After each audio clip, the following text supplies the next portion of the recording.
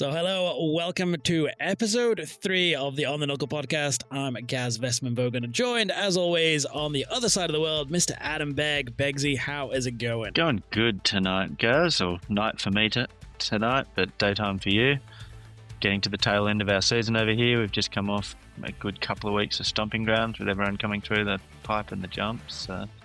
Life's good. And we're going to cover the little stomping ground stuff in a future episode as well, because you've been in prime position for it. The rest of us have to watch via Instagram. You get to pop up and throw yourself on the knuckle and see everything live and firsthand. So definitely perks of the location. Yeah, it's been good to get back into the swing of things and see everyone and watch everyone's season preparation starting on such a big year. Yeah, and obviously if we get into the tail end of your season, we're about to get into our season, which means intense travel, lots of pressure, lots of stress, but some good trips ahead of us. Yeah, it certainly feels like that. It's just got that, end of season here, but everything's about to fire up and go. Which is exciting. But before we get to next season, obviously, if you've listened to episodes 1 and 2, you'll know we're kind of recapping last year's season just to get into the swing of things as we kind of figure out how the podcast works. We talked about Big Air in episode 2, and today is the day for Slopestyle. Slopestyle is my favorite. It just seems like it's got a bit of everything. I know you're a big half-pipe guy, but, you got the extra years and that generational side. So let's hit the jingle and we'll get straight into Slopestyle.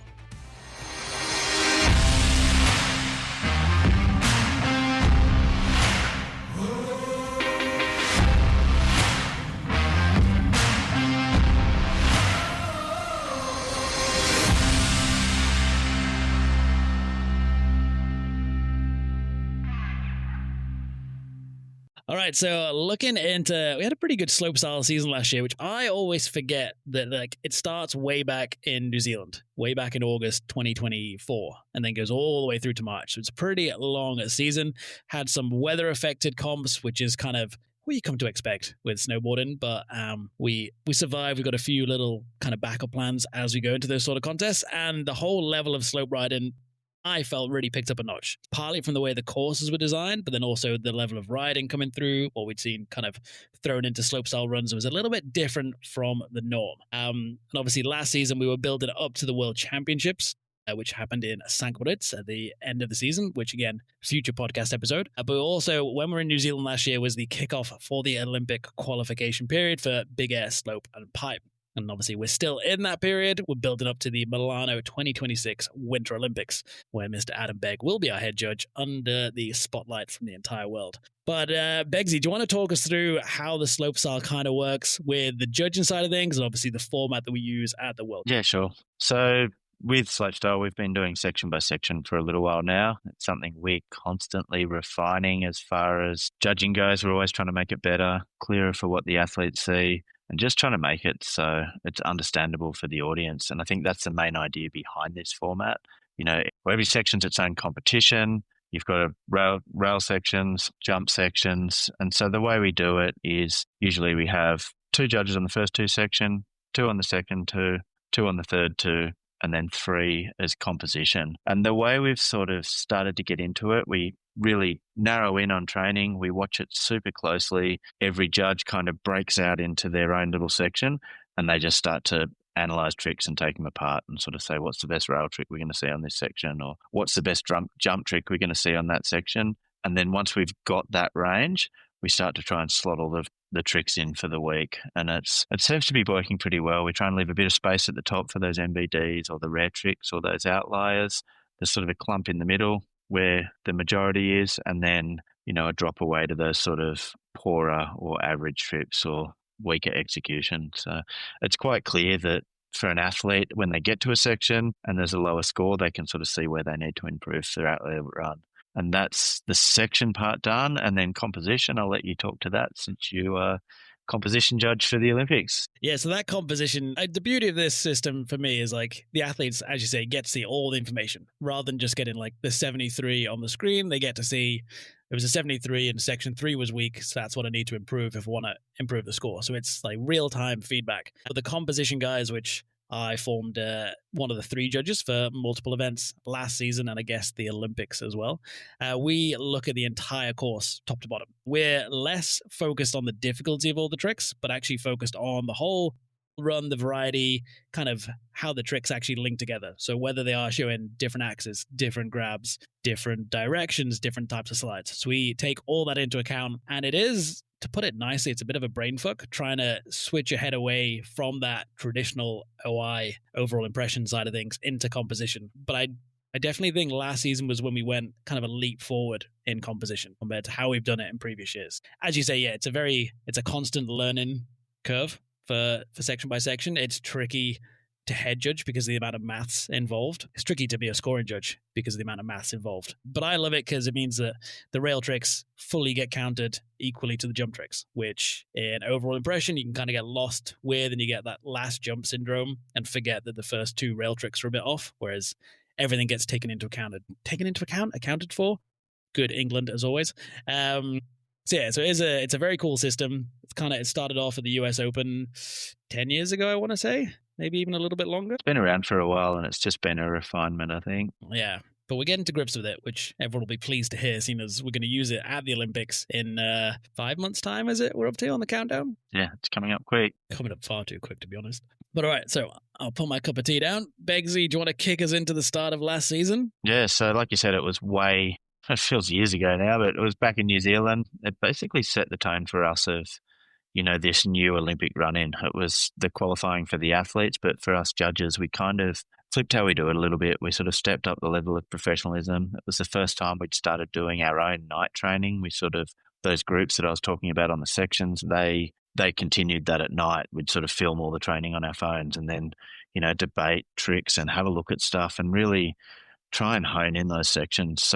And get that teamwork working so that in the moment when we've only got 20 to 40 seconds to throw out a score, those judges were kind of working in sync, and there was no real surprises on tricks we saw. Any differences of opinion or clashes between personalities were, they had in the lounge room floor and the night before, where we could sort of talk about it without any pressure. It's a real pressure cooker inside the booths. You want to save that brain space for getting the scores right, not sort of having differences of opinion or I guess adding extra pressure to the situation. So yeah, that really set the tone for us. Nighttime sessions are like a snowboard nerd's dream because we're spending 4 or 5 hours a night just going through trick for trick, replaying them on the screen. There's people standing up and imitating the tricks and arguing why front 2-2 is harder than cab 2-2 or something similar to that. So if you're into snowboard nerdiness, then come along to a judge's night session at a World Cup. Or become a judge, and then clinic. You get to be come to the clinic's probably the starting point. But I think that stepped up our professionalism so much. Our kind of approach is the riders are getting more professional, they're getting better. We kind of need to sync up and match. I really enjoy those kind of sessions. You get fully into the zone, and doing it like the night before qualifications means everything's fresh. We've gone through all the topics. We're all dialed in, ready to go. So that's one thing that we'll keep going forward through with this season, and we'll probably bring you some snippets of sneaky information in some way or form throughout the podcast season as well.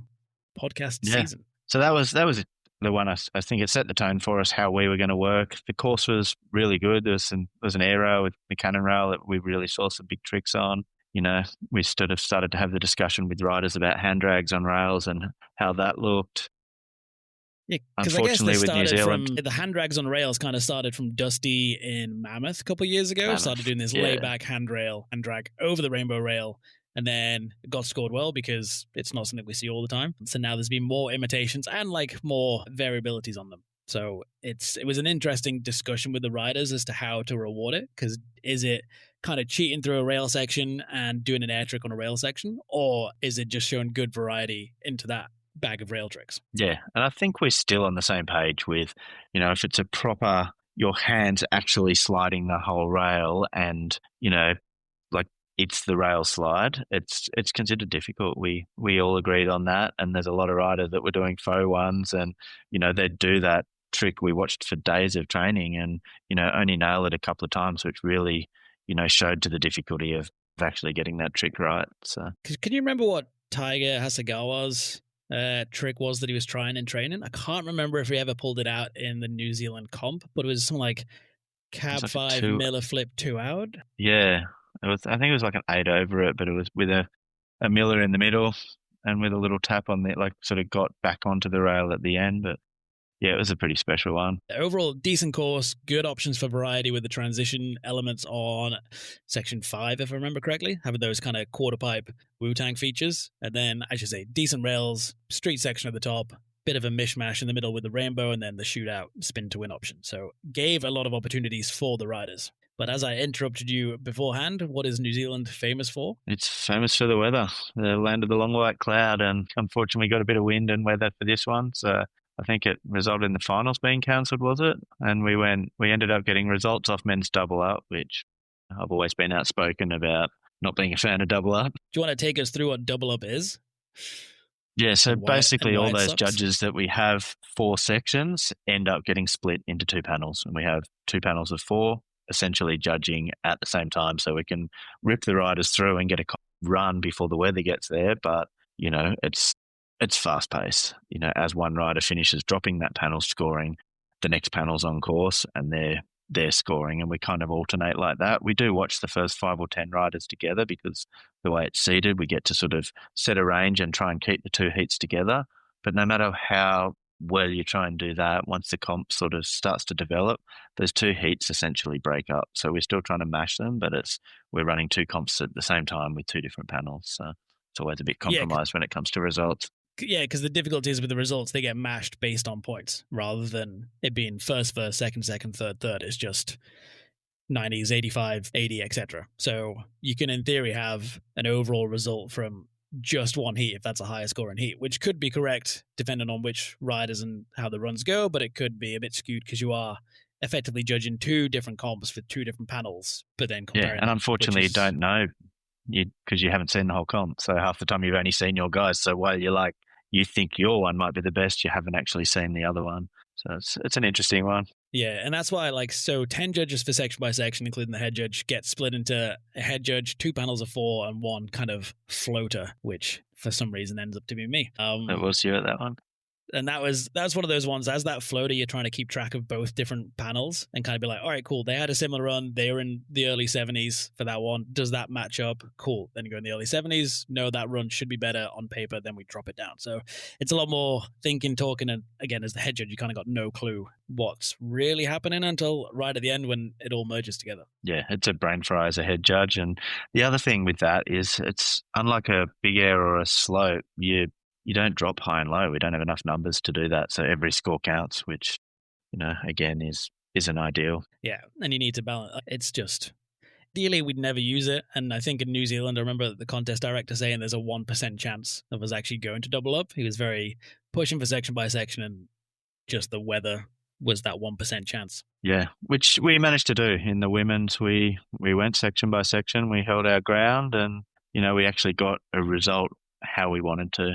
That was good. So going into the women's, we had, if I'm reading my little notes correctly, we had Kokma Maraze in first place, Mia Brooks in second, Rebecca Flynn in third, which seemed like was pretty bog standard, I would say. Kind of like there was no issues at the podium end of it. With the weather, it was very much a survival of the fittest. We saw the level of difficulty just drop down and just people trying to get runs on the board. Yeah, I think Rebecca did a good 7 on one of the jumps. Zoe was a standout, in qualies to, I don't know. That was, I guess, the controversial one from New Zealand. Zoe's qualification. She had a really good run and won. I think she got first or second in nearly every section. She might have won 4 sections and got second in 1, and then crashed sat down a back double 10 on the bottom. Yeah. And it was a massive back double 10. A lot of the other girls were only doing 360s and 540s. And so the level of the jump was there. And I think she got like a 28 or a 30 from memory. That's still a crash score, but it's better than your 15 or 20s that were the crashed 3s and 5s. So it sort of had that separation that it needed from a 540, but it was actually enough to squeak her into the finals. And I think that's where section by section comes out. Like she literally won every other section. So, the switchback 5 was beautiful. Switchback 9, sorry, it was beautiful. She did enough at the top of the course to, I guess, get it done. Yeah, because if we go back into the math side of things, you lace the first 5 sections, you get scores in the 9s for every single section. Your base score before you even get to section 6 is going to be 45 and above. So that's already going to be higher than all those crash runs that we saw. So that was definitely the interesting talking point. If I seem to remember, I think we cancelled finals and took results from qualification. So Zoe sneaking in 8th place into finals meant she finished 8th overall. And there was definitely some discussions with riders. But at the end of the day, it's kind of that interesting judge philosophy that other riders landed all 6 tricks but had small instabilities or washy bits of execution. Zoe was perfect on 5 and then had one bigger instability, and like kind of where is that balancing point as we go through? And that's just, you almost have to take that case by case. There's no specific maths example as to how it would actually work out. And at the end of the day, we're talking 8th place on that one. So I almost stand by what the guys put on paper on that one. Like it's, you look at it and a 28 or a 30, like it's not bad for it's not a great score. It's still a crash score. I mean, I think after that, we've decided we go a little harder on them and we just compress that range at the bottom, same as we try and spread it out a bit at the top. Yeah, it was definitely a talking point from that one for a few of us. Yeah, good start of the season with a nice discussion. Yeah. Because, that was one thing with our composition scale for that one. I remember we got a bit compressed with the first, like we set our anchor score a little bit low, and then we didn't have that space to reward. So again, ranking was correct on our side, but the actual spread of the range was the big impact, or lack of spread of the range, should we say.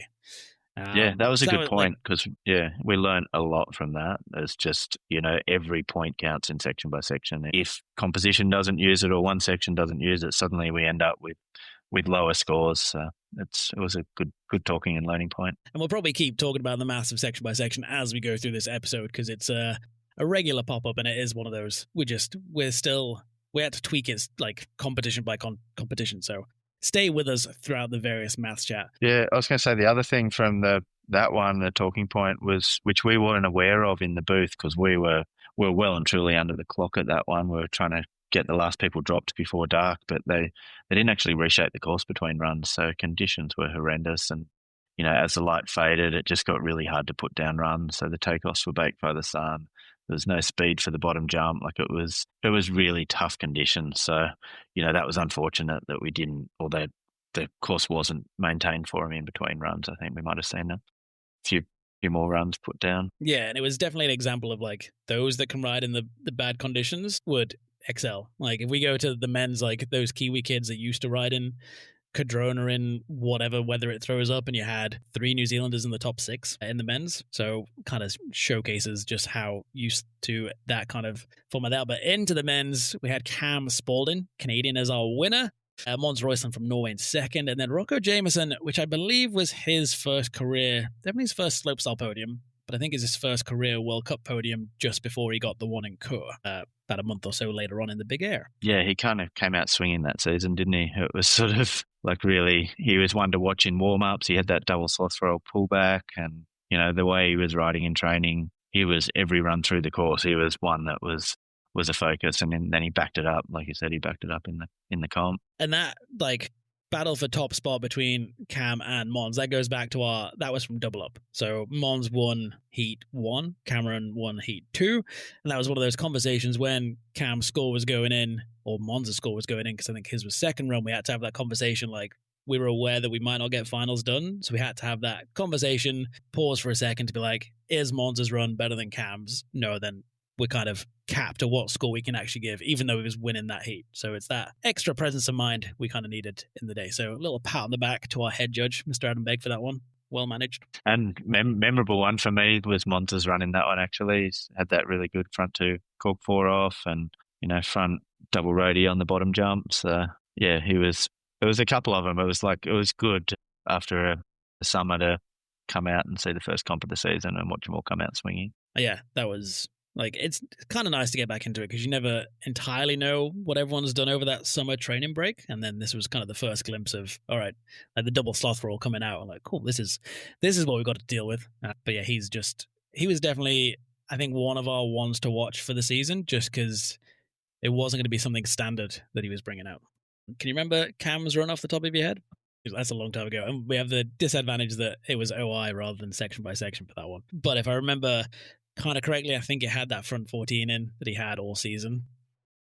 Probably the back 16. They were kind of his 2 slopestyle jump tricks. But I think it was just top to bottom, good execution, especially in those weather conditions. So it pulled out for him. All right, we reckon that's a pretty good wrap on New Zealand. Yeah, I think let's hit Laax. Sweet. Laax is it's everyone's kind of favorite event of the season. Do you want to talk us? Take us through Laax a little bit in terms of the course and why Laax is so awesome. It's the home of freestyle snowboarding in Europe. Pretty much, it's just a cracking course, and it's always that little bit more creative. There's something in there that's different. It's not just your stock slopestyle course, and so from that, it's always a good one for competition. The production value, we've got the cable cam. There's semis, which, it's written into their system that they always have semis. So, you get that cut to 24, then another cut again. So everyone kind of gets a second shot at it, which again helps the standard of riding. Everything, all those little things that kind of add up to being a great comp. Good VIP lounge, like it's just the whole atmosphere up there. It is just really nice. And they get a decent crowd too. Up on the hill, there's that spot where you can see the whole course. So, it's one of the biggest spectator events of the season too. Yeah, it actually feels like a top tier event, which is sick. But you're getting little invites to the VIP lounge nowadays? Sometimes. Never comes my way. Yeah, like Laax is always a sick course. And the bit I really liked about the course this year was it wasn't money Buddha, money Buddha, money Buddha. It was like kind of jump on the smaller end of the kind of the World Cup jumps, then into kind of those twisted sister sort of jumps, and then into quarter pipe transition jump, and then into another quarter pipe. So it really challenged the transitional aspects of the riders and kind of pulled the standard of tricks down, but in a nice way. Like we weren't seeing 18s, 19s, 21s. It was back to 12s and 14s, and then execution really starts to come into play. Yeah, totally. And then I think that was good too. Like we got to see a bunch of people really have a crack to like qualies. We saw Liam dominating he had sort of high level rails as he always does, but then all four directions on the jump. I think he was the only person to go cab 14 on his section in qualies. So, he came out straight away and put down the top run. Rocco had some good rails. It was already the guys from New Zealand, Cam, Rocco, Liam, all sort of starting to streak ahead in qualies. And then, do you have anything from qualies or duck into semis? I think duck into semis. I think the key thing you said is that we get to run a semis in Laax, because at a World Cup we're taking 60 men, cutting down to between 10 and 16 for finals, depending on how the organisers want to do it with the TV rights. So actually being able to do a semis just makes for a much fairer cut into finals rather than taking the top 10% or 6% through. I don't know if my math is correct on that one, but yeah, you get the idea. So having semis is awesome because it brings those two heats back into one heat, and then we then play again for spots in the final. Yeah, I think Truth was really unlucky for that. He was standing out in qualies and then just missed semis. Probably should have been there. Had a sick run with a double crippler, good amplitude on his 5 in the pipe. Like he was massive on the quarter pipe down the bottom. And then he went, board slide Pretz 2 on the last rail, which is, in that course, by the time people get to the bottom, their legs are cooked. They're really just trying to hang on. And we're not seeing sort of high consequence tricks. They're just like, I've slammed them a run. I've just got to get to the finish. I've just got to get to the finish. And they put down a run. So to drop a Pretz on that, I think, it probably slipped through the cracks. I think he was very unlucky not to get to semis with the run that he did. He quite often seems to be the bridesmaid rather than the bride. Always seems to be into those bubble spots of first one out or so. But it's an interesting point about finishing on the rails, because it does just seem to be like survival mode. We'll just do 50 front 3 or back blunt 2 or just a trick through, we'll land it cleanly. You never see the same kind of level rail trick you would in the kind of the first 2 or 3 sections, depending on the course. So I kind of dislike that part in that it ends on a rail section. Just feels like a bit of an anticlimactic end to a run, rather than that kind of traditional Muddy Buddha, stumpy triple, right away clean. But going back to that quarter pipe as well is a bit of a decisive feature, because if you can't ride transition, then you're already kind of losing out on 7 or 8 points in the overall scheme of things because you haven't got a quarter pipe trick in there. Yeah, totally. I think, well, saying that though, that rail, finishing on a rail, it can be a separator for some, and if it can be a real chance to drive the knife in and finish it off for some of those good riders that just really continue all the way to the bottom. So yeah, it has its moments. Yeah, peaks and troughs. Yeah, but like in semis, Dane was good in semis. Yeah, he was one of the ones to look at. Yeah, gap front 2 out on the last rail, which go back to that kind of consequences. Like you mess that trick up and then you've messed up your entire run. It's something else. Who else we have? Yeah, Su Yiming, second in semis, Eli Bouchard, which probably his best slope riding we've kind of seen in that semis, I think. Well, at that point, obviously, it then improved later on. Spoiler alert. Yeah. He had some good radios and stuff too, and that just speaks to Laax, you know. Su Ming did a 16, but he was probably one of the only ones. And then you've got Eli and Oivind and everyone doing sort of that cool radio axis and just slightly different ways of doing their 14, 12s, 14, 16s, or 12s and 14s mainly. But yeah, it's good. Yeah, because Eli's kind of rail sections as well were nicely mixed up between like kind of the tech stuff and the spinny to winny stuff. But I remember that from one tail press on the with Rainbow, was it? Or the goalpost was legit. It's cool to see tail presses and nose presses coming back into slopestyle runs. Totally.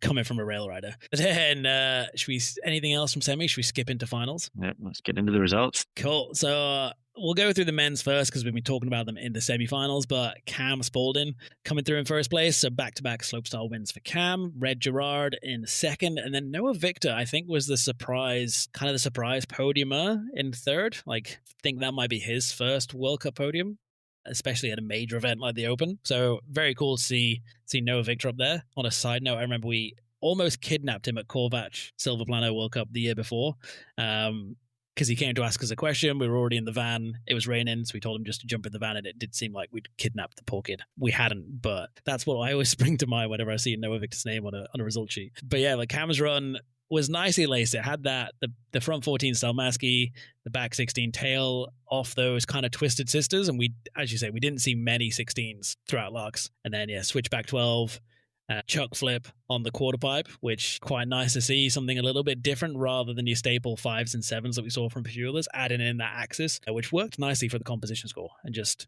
tech rails as well. So I kind of think pretty worthy winner at the top. Red had the higher trick score, but I think composition for that balance in directions and rotations just won through for Cam. So it was pretty tight at the top. And then Liam Braley just unlucky in fourth place by 0.3 if we go to the overall scores.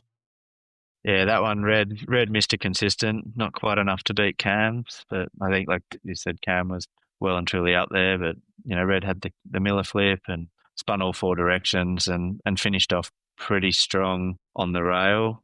Liam was a big one for me in that one. I think he was a little bit hard done by and probably would have had him on the podium. I think he was a victim at the math. Like, that one was an interesting course because we actually had 7 sections, which, section by, go back into the nerdy math talk, but section by section was designed for 6 sections. It was 20, 20, 20 to equal 60 and 40 for composition. Suddenly, when you've got an extra section, there's not enough to round evenly into 100, and it shouldn't matter, but it does seem to. So, he won the first rail. As well. Like you see, when we go to 7 sections, you change the trick score to being out of 63, if I remember correctly, and the composition score to out of 37. So each section is worth 9 points. Then this is kind of the key thing to remember as we go into the slope styles this season is, like, if we have a 7-section course, then each section is out of 9. Because I know... Yeah, we're working on communicating that differently. It'll be hopefully what people see and the riders will see will still be that, a 9s club's still a 9s club, as like you said before, when it's a 7-section course. And 82 could be one of the winning hits of that run, and it's usually, it would have been 95, but when it's compressed, it just doesn't look as good and it's harder. It's not as clear. Like, all the things we like section by section for kind of takes away. So yeah, but then, like, your flip side is if you try to tie 2 of those sections together and have, like, the quarter pipe and the last rails as one section, then you kind of take that section out of the course because you'll have good quarter pipe, bad rail, and bad quarter pipe, good rail, and just gets lost. Yeah, it's a kind of worst case scenario sort of thing. It's hard to figure out, and that's almost where overall impression would help that sort of situation out. Yeah, like, you look at Liam's run and it kind of had everything on that. It was like hard way 2-4 out, back 16, cab 14 tail, switchback 12. He went front 7 on the quarter pipe, which was higher and bigger than most of the hits on that. Like, probably a little undercooked on that. I think if he'd got a bigger score there, that might have changed the outcome. And it's probably same with the last rail too. Like, he went, like, just what we were talking about before, he went hard way cab too. So he had the risk, he had the difficulty, he had a trick that, it was a lot higher consequences than a lot of the other tricks on that section. He was unlucky in that one, probably. Yeah, because his trick score was the highest of the day in terms of the points just from the sections. It comes down to that composition, which had him a little bit lower. And I wonder, I wasn't a composition judge on that one. I was elsewhere. But whether that's just because he's not to throw anyone else under the bus, but I can't speak to it too much. But like, if it's just that quarter pipe heave being a standard 7, whereas Cam, Red, and Noah all did inverted tricks on the quarter pipe to kind of add that extra axis in. So I'm wondering, but whether that was the big kind of sticking point in people's heads when they're looking at that composition and variety, because the rest of it seems solid, kind of mirrored hardway front twos on both frontside and cab, and then using that hard rail first feature, doing the nose press and then the back tail 2 out of the donkey dick rather than the standard down rail. So had good use of course, which comes into that composition, but just wondering that maybe missing one axis, as it were, might have just held him back. Yeah, and like I said, I feel like it's that last, maybe just a little undercooked. But, I guess if we're looking at that, Dusty probably had the same thing in qualies. He had some sick flow and style. The execution and composition was there. He just didn't get the section scores. He did a sick double crippler pullback, which was kind of unique. And maybe we didn't go high enough on that. Yeah. It's always one of those woulda, shoulda, coulda kind of situations. Like, you look back at the results afterwards, and this is, I guess, where our strong point is over last season, is we've looked at the results and kind of tried to analyze the maths aspect. I mean, like, all right, how much should that I've got? Like, where did he go? Because obviously, as we said, this is still mathematical tech system, so it's work in progress.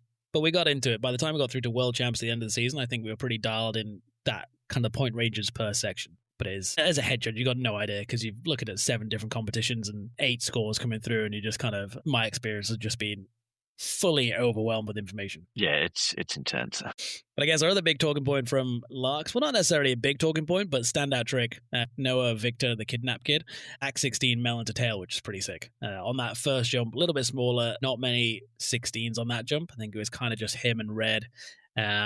And Liam Burley that managed to actually get a 16 on that, and doing the double grab and a legit double grab, not a rotational helping double grab, like with the melon to tail. It was nicely executed, high difficulty, so got a decent reward on that section. So definitely, maybe you're outside one to watch coming into this important season. Yeah, on those creative courses for sure. It's a unique run. Yeah, I'll try not to kidnap him again though. That might be for the best. And then going on to the women's side of things, I believe we didn't do semis for the women's. It went straight from qualification because it was just one heat of qualies. But top 3, Mia Brooks in first place, Zoe Sadowski-Sinnott in second, and Kokomo Miraze in third. So Mia, I believe, making it back-to-back Laax wins. I think she won the season before. Can't fully remember going that far back, but I know she's at least won 2 Laax Opens now. Does help that she lives there and has since she was about 12 or 13. So it's kind of a home territory for her. But like, Mia was just dialed in, and I think the level of rail riding that she had just kind of kept it above the rest of that field. Yeah, she just got better the whole way down the hill on that one. I think she won the last 3 features. She just got it done at the top and just kept getting better and better. Yeah, took advantage of that home court advantage. Do you know my only like little niggle with Mia's run, which I think we've talked about last season, was it almost had that repeat trick. Yes. And it's one of those, like, whichever criteria you focus on, because that's only impacting the variety criteria, but she had the 50-50 front 3 with the rocket on section 2, and then like 50 to back blunt 2 out on the last section, which are mechanically 2 very similar tricks, but that's just my sticking point. But when you take together the whole run, all the rest of the tricks and the criteria, it still comes out on top. It's just one of those little sticking points for me mentally. But yeah, like, we do just variety counts on rails too. Yeah. And that's where one of those, like, in that, like, your trick score could be quite high and the composition score could be dropped a little bit further because of repeat directions and repeat tricks. But again, maths. How much do you dock for 2 similar tricks when everything else is pretty laced together? But yeah, very great first section, super tech. Yeah, I'd say she had the most tech rails out of all of the women's field. Yeah, and then this one, Zoe in second, straight back after New Zealand. Like, she was off injured, so New Zealand, she was unlucky and went down, and this one she's straight back to the podium and massive switch back 12, spun all directions and finished off strong with backboard 50-50 front one out. Like, I think, when it just sort of proved that she was hurt, but she came back strong, and she's always one to watch out for. Yeah, and adding switchback 12 into, like, which is just about coming around as like a more regular big air trick, but actually throwing that in a slopestyle run is just a whole next level. Kind of shows Zoe's mentality a little bit, which is pretty solid. Now, it Kokomo in third. I had Zoe, to be fair, going back to Zoe, I did think she was a little bit zeechy on the last rail, but that could be me being a bit overly critical from an armchair in the middle of summer rather than actually being in the zone. I was obviously in a bad mood when I went back and rewatched Laax. Yeah, third place, Kokomo, really nice, like kind of first rail trick, and then having the front double 10 truck. Again, like we're starting to see that more progressive kicker tricks coming through in the slopestyle from the women's, which is really sick to see. And it's women's riding is just going through the roof at the moment, I always feel. Yeah, so back nine tail was sick. I think she won. She won a bunch of features, but it was all at the top. And, unlike Zoe, she didn't spin all direction. She had repeated tricks. It really came down to the composition, that one. And I think that's why competition's there to catch that stuff that the section judges don't. Yeah. The section judges just can't look at variety because they're only on one section and there's no variety in one section. So it is kind of interesting how that one plays out. And you look at the run on paper and it was front 10, back 9, both pretty sick, but then just the cab under flip 5 compared to the 7s that we saw from Mia and Zoe, which adds in that blind element. So just that little change in difficulty affects the score quite a lot in that section. Like she's almost looking at the math side of things, because we're talking maths all the time. She dropped 2 full points in that section. So there. And this is where like section by section is beautiful as a coach or athlete, because you go back through that and be like, look, this is where I'm kind of leaving points on the field. Need to change that trick to get myself an extra 2 points up in the overall, which I quite like, but we can get nerdy on that as much as we like all the way through. But yeah, she had pure execution, I would kind of say. I was very, I want to say like stock Kokomo riding, like when she's on, it's dialed in, it looks good, it's executed well, definitely another one to follow. And then Anagasa in 4th, I believe, just off the podium, and I'm kind of going to make the same comment of a repeated rail trick in sections 1 and 2, because it is like, this is, again, being really pernickety, but you kind of have to be as a composition judge, but it's switch front tail press, 2, no slide pretzel 2 into switchback blunt 2 to end up as very similar mechanically tricks once you're on the rail, but they were still both nicely executed, scored quite well. Then went into her cab 9 that we spoke about in the big air with that cool axis that she's dialed in last season, and then the back 7, and then just it started to lose a bit of kind of energy as we got towards the end of that run. There's just a little crippler, not the best backside air, and then just the front board at the end, whereas we saw the likes of Mia and Zoe rotating out of that bottom rail as well. So just kind of tapered off towards the end, if you're being overly harsh, as I obviously was on the watchback. But it'll be interesting in Laax this year, because this will be one of our test events for our Olympic panel. So that'll definitely be one to watch. We've got Aspen and Laax, full Olympic panel in attendance for the 2 slopestyles prior Olympics. So we'll be getting dialed in as a crew, or even more dialed in than we currently are. So that's kind of us at the halfway point of the slope season almost, even though we're only 2 events in. It was kind of a short slopestyle season compared to the likes of Big Air. And then next up, we went over to Aspen. And Aspen we hadn't been to Aspen for a World Cup since 2021 World Championships, I believe, if I remember my history of travel correctly. And that was obviously during that COVID era. So quite nice to be back in Aspen. Beautiful place. Good course, week after X Games, so a lot of riding time, and that kind of massively affected the riding we had in the slopestyle. Yeah, it was that.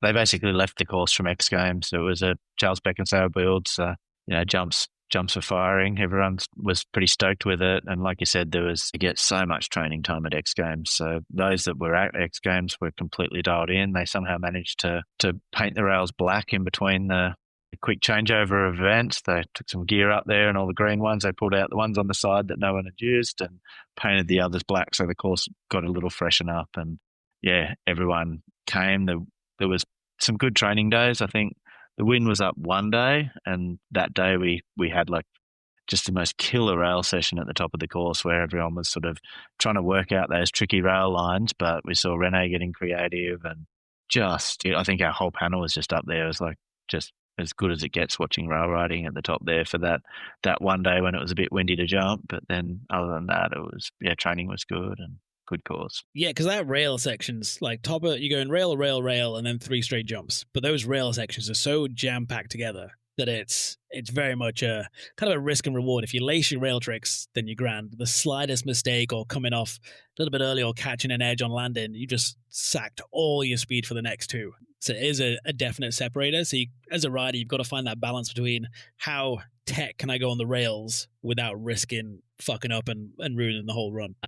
But I, like, as a rail course, was pretty sick because we had super street kind of start section, had a flat down, had a down bar, double kink, and then a transfer rail on the right that I don't think anyone really used. And then you go into like a bit of a quick step up, step down kind of rail, like very pop up and over. And then more of an interesting final rail section with a battleship, the long rainbow down, and like a little cannon as well. So there was a good chance for some rail variety in there, which shone through from certain members of the athlete community. Should we go into the results? Yeah, totally. Even before that, like that rainbow rail, we saw some stuff in, Line was trying to back seven that, and Pretz out at one point. Hannah Norman was back threeing, and it was one of those perfect rails that people are trying to replicate in park and photo shoot setups at the moment, but it was in a course and it's actually quite blind, so it was kind of high consequence. So the riders that were doing those tricks on that one, like whilst it was a rainbow, it was, we saw some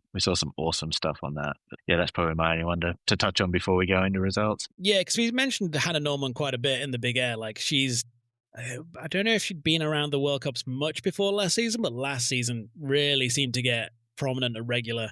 And yeah, that back three on doesn't look too gnarly from the screen, like when you're just watching on TV, because it's a kind of a wider angle on the lens. But when you actually go stand in that kind of flat bottom between sections 2 and 3, that end of the down rail is fully blind to you. You fully have to trust how training's gone. She pulled it together in qualies, but then fell on both attempts in finals, which was a shame, because that, I believe, would have been the top score in that section, if I remember correctly, or at least up there in those 8s and 9s for sure. So that was a shame to see, but I'm like, she's one of the promising talents we're going to see from that next gen of women coming through. So definitely another one to watch out for if we're going through, those ones. But this was Zoe's return to the top of the podium. First place for her, pretty solid run. Kokomo Maraze in second, Mia Brooks in third. So same podium as Laax, just a bit of a switcheroo, which step they stood on. Yeah. Zoe's. Yeah, she won that one by a mile. Yeah, she was, I think it was, I don't have the scores in front of me, but from memory, she was a long way ahead on that one. And, the rails were good, switch front blunt 2, cab 2, 4, and then what did she do? 9, 10, 10 combo. Yeah, it was 2 picture perfect 10s to finish that run, which is insane. And going back to composition, she had the full variety, because jumps were switchback, frontside, backside.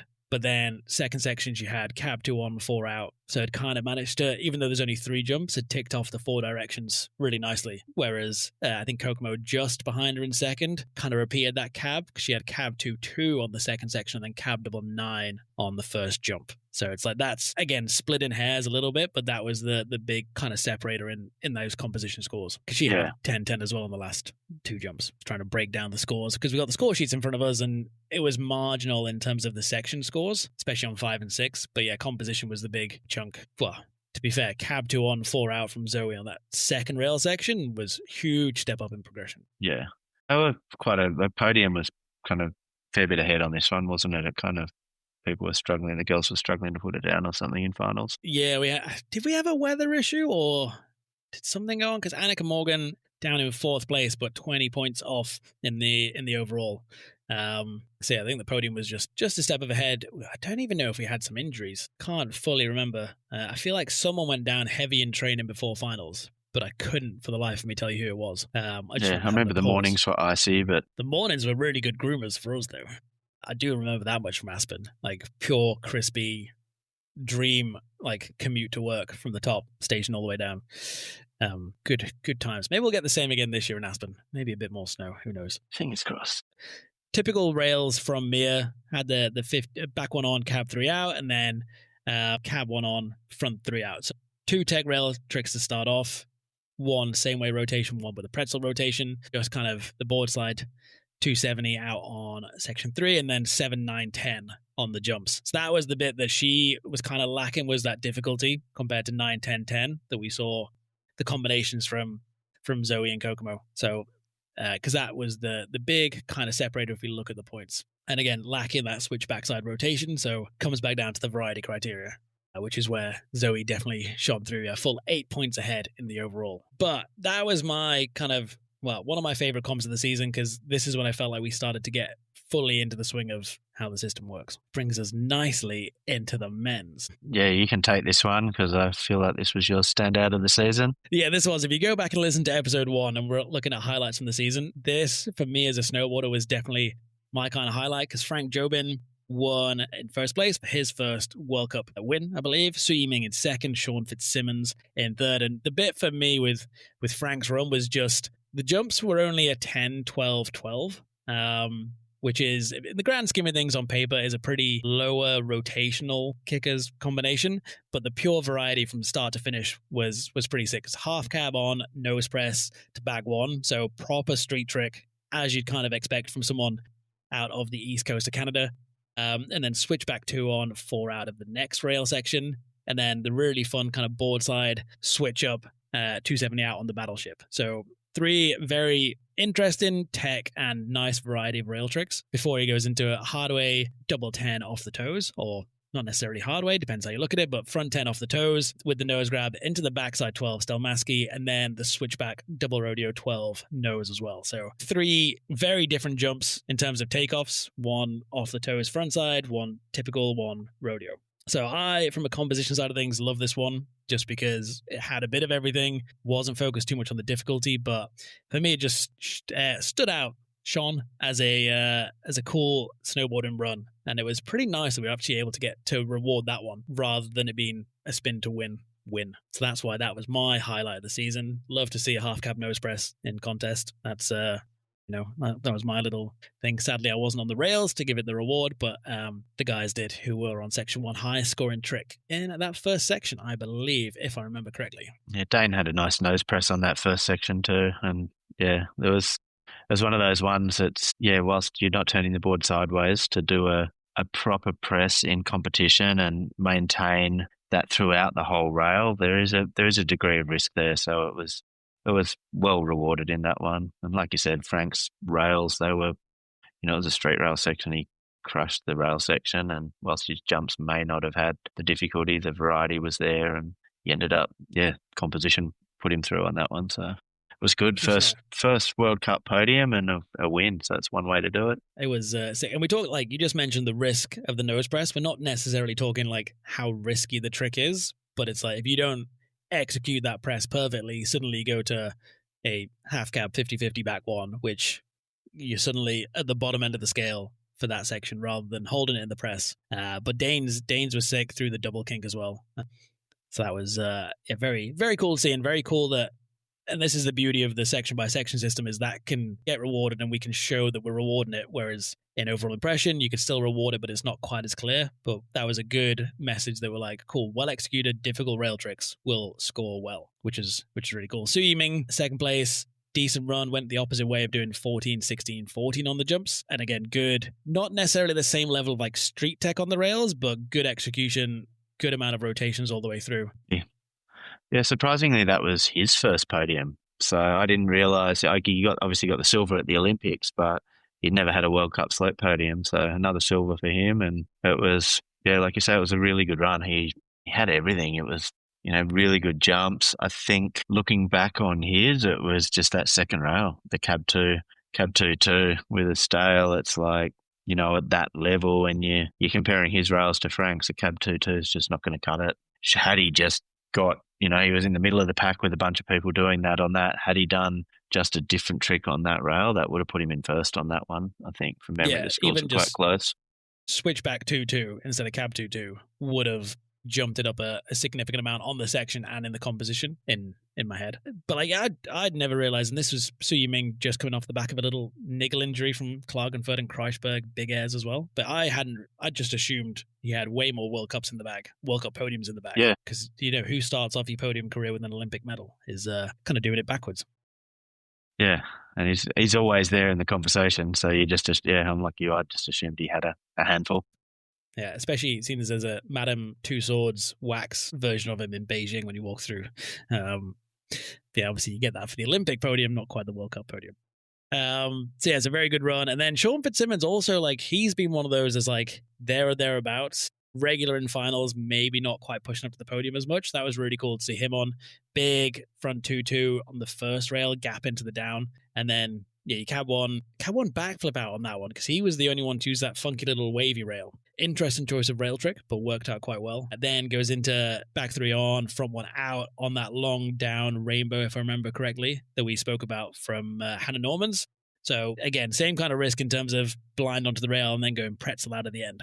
So a good, and it was a real long down too. It was sizable. I would have slipped off very early on. So like good balance of rail tricks and so it was a bit of a spin to win on, bit of an inversion, bit of tech on the last one, and then went switch back 16, back triple 14, and then front triple 14. Sean's one of the few that still has that front triple 14. It kind of went through an era, and then I think people realized how risky and gnarly that trick was, and he's the only one that really seems to still pull it into a slopestyle run. Yeah, it's gnarly, that trick, and he does flip him as opposed to flat spin him, but he does them super well. It's real blind. That front triple is as good as it gets. He's one, and he always goes deep on it. Stomps the absolute shit out of it most of the time. So yeah, it's a good one. So his scores were coming up in the same way as like 16s on that jump. Yeah, and similar to Chris Corning, he can muscle a landing way down the bottom of the landing, down on the 4th or 5th line. He can, he'll fall out of the sky on that triple, land right at the bottom, and somehow be on his feet riding away. So yeah, he doesn't skip leg day. Get some love on that one. And then Dane Menzies, I think, was 4th, but again, Dane, another one, again, just emerging into that kind of core group of regular finalists. He's been up there in the mix. Another one with good rail tricks. Just I think it was a switch back 12 on his first jump because he went switch back 12, back 14, front 18 on the last jump. But yeah, switch back 12 was just that weaker point, I'd have said.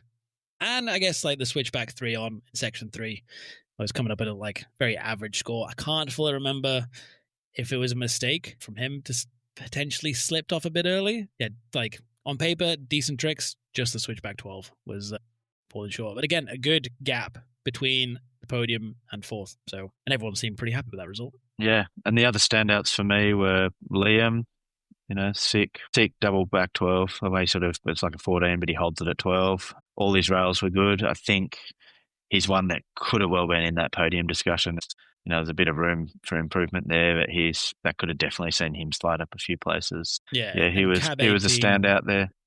Cab 18 last here as well, just a bit of a washy landing. Yeah. That, again, makes a difference. We go back to that conversation of, do you want a money Buddha to be on the last section, or do you want a rail section? And that's where having 18s thrown at the end of the run, I think, is quite cool for the crowd and the audience who might not quite get the technical difficulties of certain rail tricks, especially Aspen coming out of X Games. Big high rotations always going to go down well with the crowd. Yeah, and that is a good money Buddha. The other one that was memorable there was Kuba's back 12 rodeo. Like it was, yes, I think, was he Melbourne or something? It was just, I don't know where his result ended up, but yeah, it was a nice little glimpse of niceness in the middle of the course. I believe it was second highest score on that section, just behind Su Yiming's switchback 16. But you're right, like this was a very standout moment because it's only the single rodeo. We've seen the rodeo 12s as doubles most of the time recently, so very more unique way of spinning, which works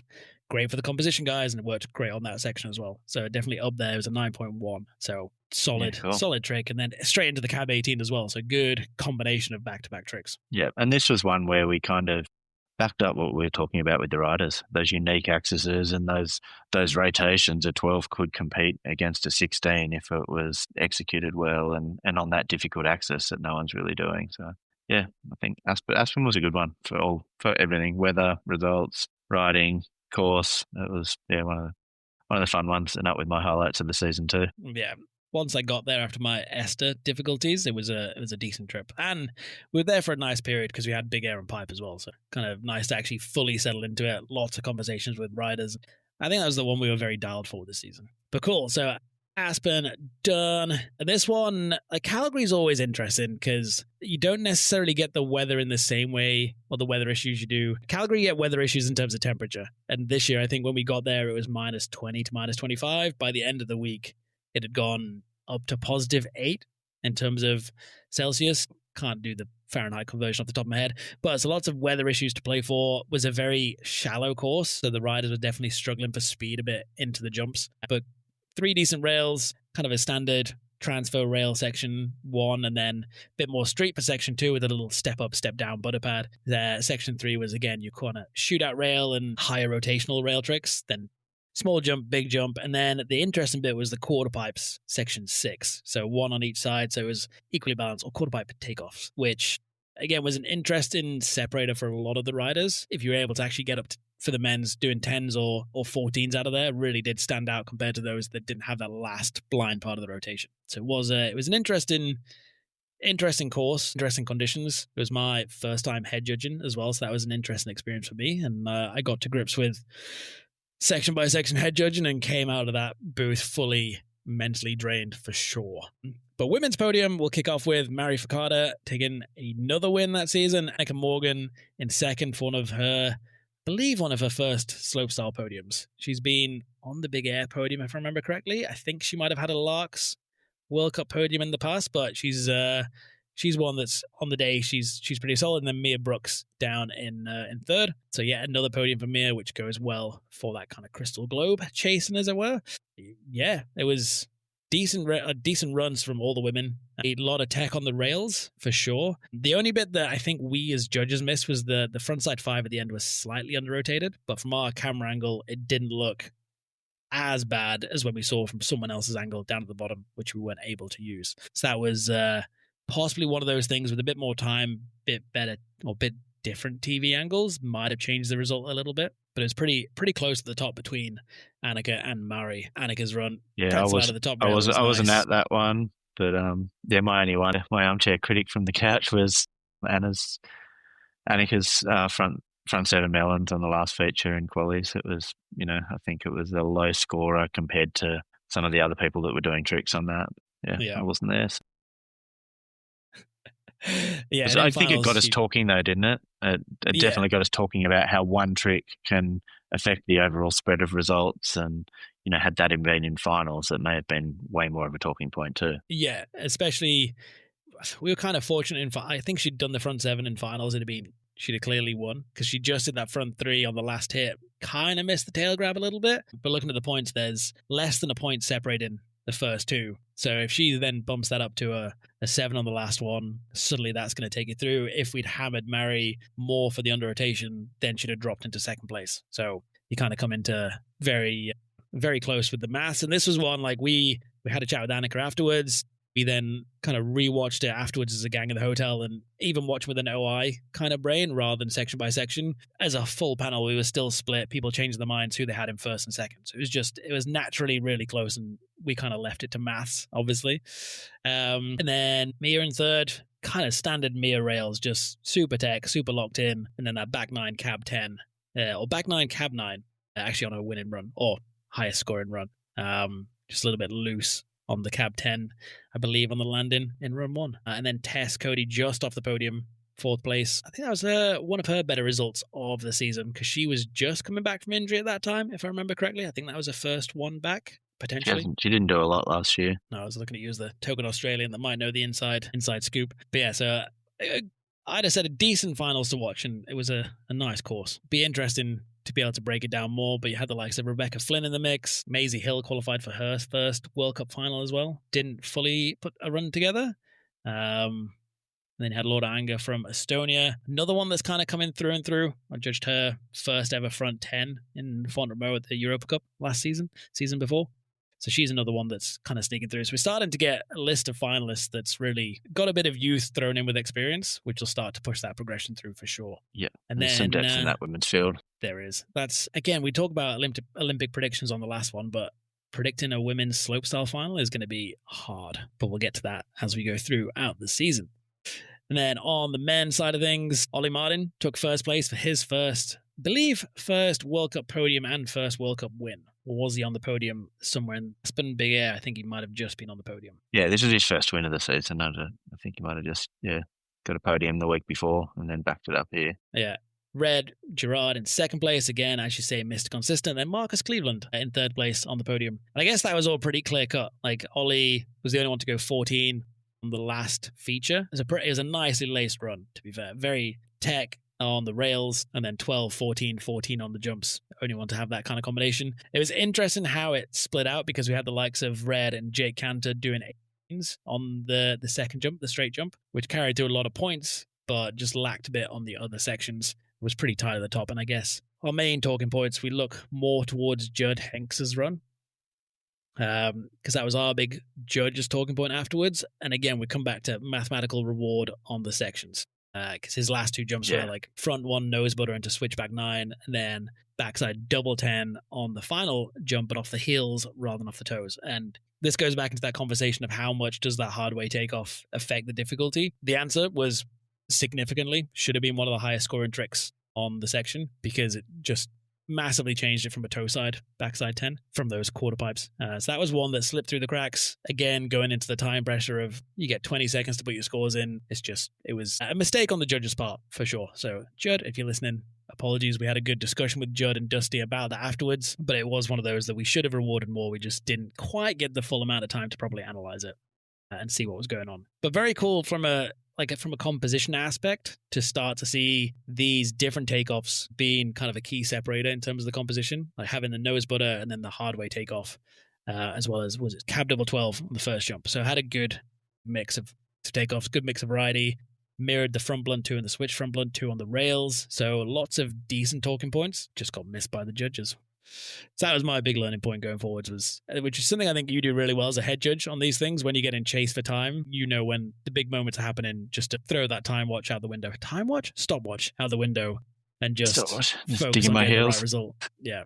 Turn the radio down and just press mute and give us a minute to get the right result out, because we've been snaked by that one in the past. Other than that, I can't remember too much else coming up from Calgary as a major issue. That was just the one kind of sour point. Taiga Asagawa just missed the podium in 4th. It was a pretty tight podium, between 6 points between 1st and 4th. Or 1st and 5th, actually. I think Liam, Truth and Dusty were good on the rails there. Dusty had a heater of a run on that one. I think it was his first rail trick let him down, but I think that was it. Truth off a little bit. Truth's always good on the rails. Yeah, and it was nice to see Truth in the finals as well, because as we said before, he often misses out a little bit, but put it together pretty good in qualies, got himself up and into the mix. Not a good showing for the Canadians on home soil, though. Truth in 13th, Liam in 14th, Cam down in 16th. Disappointing to the crowd. But I guess that's our Calgary one pretty wrapped up. We're going back to Calgary this year, but just for pipe rather than slope, which is a bit of a shame. So on to our final Slopestyle World Cup of the season. And you were back in the head judge spot for this one. We're in Flackow, linked into Spring Battle, which obviously a long-standing video contest. You had the pleasure of judging that one as well, didn't you, this time round? Yeah, that was a tough one. Yeah, it was true Spring Battle. I mean, they get a week to battle with the course, and it was a bit of a battle this year. There was, it was spring. There was, this deep slush between the two jumps, and the landings, just riding through there was just buck. You're just trying to hang on. So, there's guys doing massive and girls doing massive tricks, and then just trying to muscle through the slush into those bottom jumps. But with a week to put down a run, we ended up having to judge 60 landed males runs and 30 landed females runs, which doesn't get any more difficult. Rough. Yeah, it was as hard as it gets. So if nothing else, it was great training to warm them up for the World Cup next week. There was no one saying they hadn't had enough time on the course. But what time did you finish judging for Spring Battle? I think it was bang on midnight. I strapped in at the top of the resort and had to ride back down through the resort under full moon, which was a pretty cool experience. Yeah, not bad. But yeah, day before qualies as well, so not ideal prep. So I think we're back in Flackow this season. I think they still work with Spring Battle, but they might try make the schedules align a bit nicer. The reason it was so jam-packed last season was we were supposed to be somewhere else for that World Cup. I feel like one event got cancelled and we just kind of piggybacked into Flackow. Yes, something got cancelled and we ended up... Oh, maybe it was Lavinia. It was Lavinia. It was the non-test event. Yeah, the anti-test event, which was a shame that one fell through, because that would have been our first glimpse of how the slopestyle course was looking for the Olympics. But difficulties in construction, I believe, last summer was the reason it got pushed back. It's very kind of the Austrian Federation and Flackow and Spring Battle to kind of let us tag alongside that one, because that was cool. And it's nice that it's come back as another fixture on this year's calendar rather than just being a one-off. I did worry that we'd end up in teen with the skiers because they were in a World Cup at the same time, and in the past, when that week's been cancelled, we've gone to teen, and teen is a great resort, but it's full of drunk British people, which makes the experience slightly less exciting than Flackout, where it's a core. Flackout's a pretty core snowboard spot. Yeah, Absolute's as core as it gets for snowboarders in Europe, I think. It's a sick resort. Yeah. And like rather interesting, third World Cup in Austria for the season, all within like a 90-minute drive of each other. So it was like a nice little park and pipe hub for snowboarding last season. But into the, do you want to talk us through, well, you've mentioned a bit about the slush for Spring Battle. What was the issue with the World Cup? Because we only have women's results. Because, well, do you want to give us the why there's no men's results? Yeah, well, we had Spring Battle, which was super spring-like, like I said before, and then the day the World Cup hit, so did winter came back, and it just started dumping snow. We had the winds and a bit of everything. So I think, from memory, we went back to double up for women on that one, and yeah, got a result, but it was tough going. And men's, I think you started to run qualies. Did you get to almost the end of run one or the end of run two? Yeah, we pretty much, I think the call was getting made to cancel it as we're almost through to the end of run one. And then, yeah, it was hard. There was a lot of non-landed runs, but then René's come down and bumped himself into first. And I think he would have really needed that result. So it's a shame we couldn't do a second run. I think the majority on the jury was to can that one on that day. So yeah, there was tough conditions on that course. So that one ended up getting canned for the men's. Yeah, it was just deteriorating. It was just dumping. It was not an easy decision, but yeah, I think sometimes it's in the best for the riders. And then that pretty much after the call was made, they went straight into the presentations for the Crystal Globe, and that was Cam Spalding for the men and Zoe for the women. So there's a little celebration in dumping snow while they got the Crystal Globes. Yeah, because Cam obviously won 2 of the events this season, so put in a pretty good standing. I like that about this slopestyle season was it wasn't just the same 3 rotating through the podium all the way from start to finish. It was, you had Cam winning 2, you had Frank winning 1, you had Ollie Martin winning 1. Like, it was a good mix and shows the depth that both men's and women's snowboarding has in the big air and slopestyle scene. But with Flackout, course is pretty interesting because it has that quarter pipe redirect for section 1, which is something you don't, wall ride redirect. Did I say quarter pipe? Wall ride redirect as a first rail section, which is pretty interesting. It's not something you see in slopestyle courses nowadays. Then into 2 rail sections and 2 jumps, was it, if I remember correctly? Or was it 3 jumps? 3 jumps. So it's an interesting slopestyle course for sure, from what I remember. But in the women's side of things, Zoe took the win, Annika Morgan back-to-back for second, and then Mary Furcada in third with Kokomo just off. And again, coming from that OI double-up panel as well. So I had your work cut out for women's there. Interesting to do women's double-up, because usually that's the one that gets, usually it's just one heat, but I think they were panicked for time and weather window, if I remember. Yeah, I think we'd already lost a day. I think we were just battling to get an event. Like it was the day before had been cancelled, and then it was just we were fast running out of time, so it was just trying to get a result. Little bookend on the season when we start the season like that and finish the season like that, unfortunately. Says everything. I think it went marginally better than the season before, where I think that one we only had 3 slopestyle World Cups actually finish. That was the year we went to teen, I remember that much. But they need 3 to do the Crystal Globe. So I think that was why there was a big push. Whereas interestingly, this season pre-Olympics, we've only got 2 World Cups slopestyles, which is, puts the pressure on a little bit for those riders trying to scrape points together. Totally. And they're right there just before the Olympics too. So it's going to be a real chase for points. Yeah, it's going to be, it's manic for us because we do Aspen, then Laax, start of January. I think we have a week off and then we go into the big show in Milano, or Livigno is where we're based. But that's a wrap through for the slopestyle, bit rapid fire, and this is one as we go through next season and we break it down contest by contest. We'll be able to go into more detail when it's fresh in our minds and not 6 months afterwards. But just before we kind of finish the episode, we've got to do our little AI predictions. Milano Cortina, that's the next big scene. The Olympics are coming, a dream so keen, so tune in close. Get the lowdown for real, behind the scenes of snowboarding, how it all feels.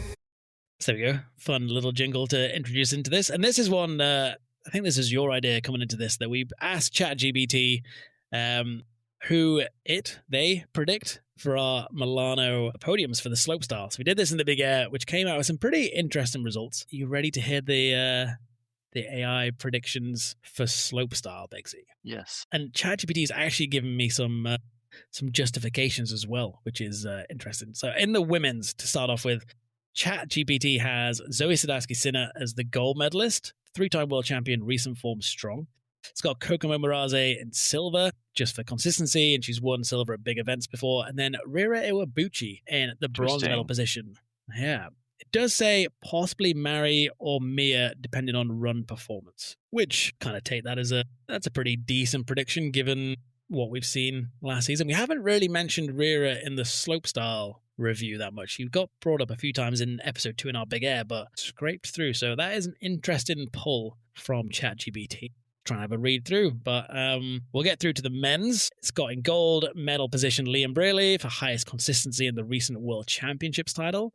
In silver, Su Yi Ming, which I don't know if it's just going off. It says had a recent Olympic silver, which I don't know if that's something to go off because that was 4 years ago. And then in bronze, it's actually got Ollie Martin as its predicted bronze medalist, which would be interesting for sure, due to a combination of trick potential and rise in performance. So yeah, there's ChatGPT. It has, actually, I went a step further this week. I went for possible surprise medalists, which I don't think are that big surprises, to be honest. But in the men's side of things, the surprise medalist has got Red Gerard, who obviously won gold in Pyeongchang and just missed out on the podium in Beijing. It's got Marcus Cleveland, Jake Cantor, and Valentino Guzzelli, because he's posted top 5 slopestyle finishes. Huge amplitude could wow the judges, according to ChatGPT, which I feel like is more prominent in the halfpipe than slope, but we'll let AI off the hook on that one. And then women's possible surprise medalists has got Mia, Annika, and Mary. So again, I wouldn't say too much of a surprise. I thought surprise medalists, it might bring out someone, like Noah Victor, in the way that AI might do it as a bit of an unknown. But yeah, we haven't really got a guest prediction this week. I know last time we heard out from Ian Findlay. We did ask one of our judges, Kim Eldvik, or Dagan as he's currently known, or more commonly known, but he didn't want to commit to a full men's podium. He just listed nations, which seemed like a bit of a cop-out, to be honest. But he had the same prediction for women's the women's podium as ChatGPT. So maybe ChatGPT is onto something. But there we go. That is a wrap on episode 3. It was pretty good to go through the slopestyle season again. Quite nice looking back and giving a bit of a review. And of course, next episode, we're going to go into the half-pipe side of things, which I can already see you getting more and more excited about. Yeah, excited, nervous. I love pipe, but there's no secrets around at the moment that it's going to be a tough year in the pipe. I think, when they're all on, they're on in that one. So it's exciting.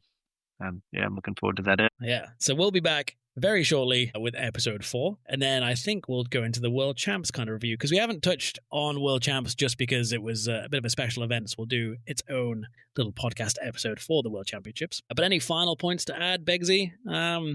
Or happy with everything we've covered? Happy with everything we covered. Looking forward to pipe. Sick. So if you're enjoying the podcast, give us a bit of a thumbs up rating on Spotify, Apple Podcasts, Amazon Music, wherever you listen to it. Give us a follow on Instagram. We are at On The Knuckle. And if you've got any questions, thoughts, comments, etc., if you want to add your own Olympic predictions in, then feel free to ping it through in the DMs to On The Knuckle, and we'll pick them up. We'll read out a few of our favorites. And we'll be back very shortly for episode 4. But for now, that's all from me. It's Gaz Vestman-Vogan, and from my wonderful co-host from Australia, Mr. Adam Begg. And subscribe, stay tuned, tell your mates, tell your friends, tell your mum, and we'll be back with episode 4. Catch up. Catch you on the flip side.